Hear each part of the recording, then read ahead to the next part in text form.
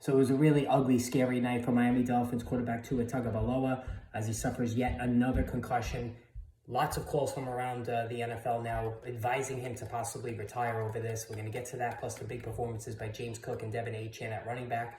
This is the Fantasy Sports Boss with the Bills-Dolphins wrap-up from Thursday night. There's a lot to get to here, but we're going to start off with the Tua Tagovailoa situation. Tagovailoa played poorly in this one, 17 to 25, 145. He did throw one touchdown and 3 interceptions. Tried to pick up a first down during the second half, led with his head, took a hit from Damar Hamlin, the irony, right? And immediately went into that proning position, that scary looking, position his body was in after suffering what was obviously another concussion. This is the third documented concussion Tagovailoa has had, and he quickly left the game and was ruled out. For a guy who contemplated openly retirement the last time he got a concussion, and yet suffering another scary one on national television, there was quite a bit of calls from around the league, people affiliated with the NFL, former players telling him he's really got to think about retiring. Tony Gonzalez said it in the post-game show, Shannon Sharp, Des Bryant, Robert Griffin III, all posting on X, it might be time for Tua to hang it up. Now, nobody can tell a player when to retire, but it's getting to that point where Tagovailoa is going to have a serious conversation with himself and his family, because this can't go on. Like, it's just, I think back to the Christmas game when he suffered a similar concussion, and the whole bungling of when he hit his head on the turf last season that led to that Dolphins personnel staffer getting fired for letting him get back into the game. It wasn't good, and this gets back to the whole thing of why I fade Tyreek Hill.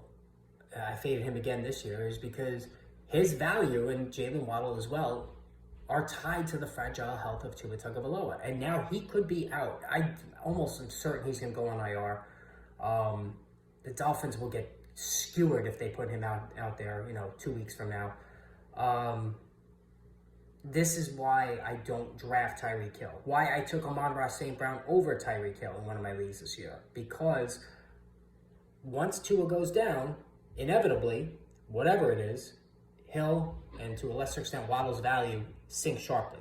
If you look at the games that Hill played without Tua, noticeable sharp drop in production. And both guys really didn't do anything as well last night. Jalen Waddle, 4 for 41. Tyreek Hill, 3 for 24, 1 carry for 12 yards. Waddle had a carry for 4 yards.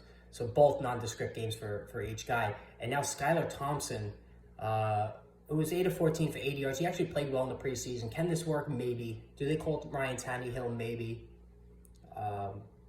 If they think Tua is going to be out a while. But this is not good for the fantasy value of Hill and Waddle, for obvious reasons, right? There's all about timing, chemistry, all that stuff. You're not going to have that with Skylar Thompson, right? We don't even know what Skylar Thompson is. We've seen him play in NFL games before, and it wasn't good. There's only so much you can put into the preseason stuff.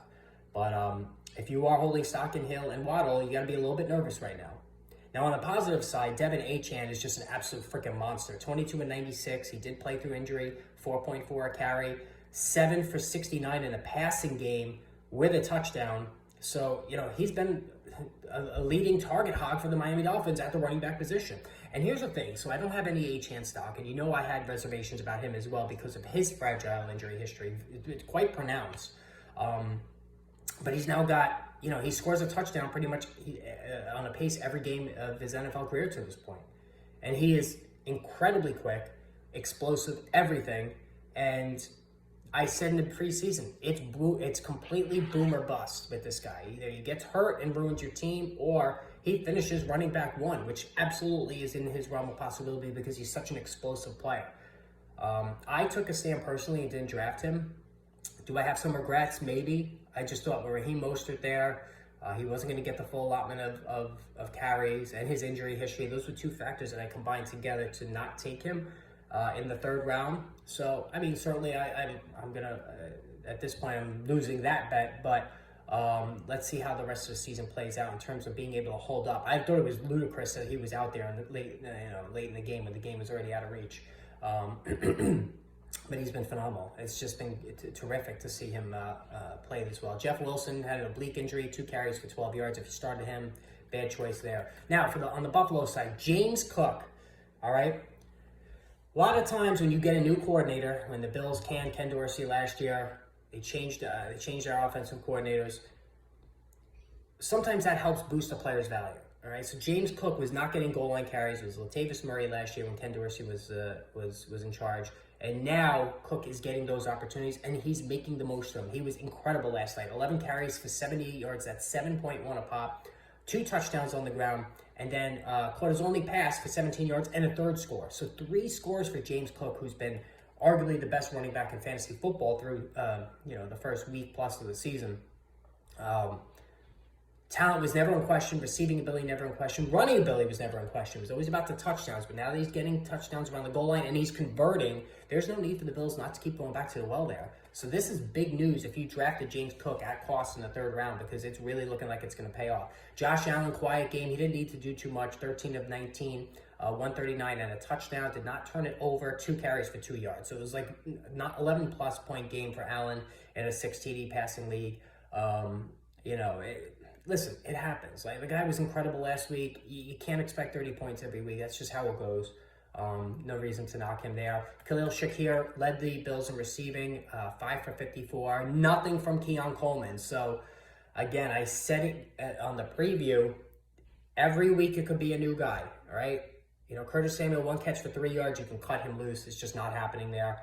Dalton Kincaid had 2 catches on the first drive, only 4 for 33. That's still really not happening there. They're going to spread it around. That's just how it's going to go. So anyway, let me know what you thought about last night. Post in the comments below. Should Tua retire? Let's hear your thoughts. More videos coming later. Stay tuned.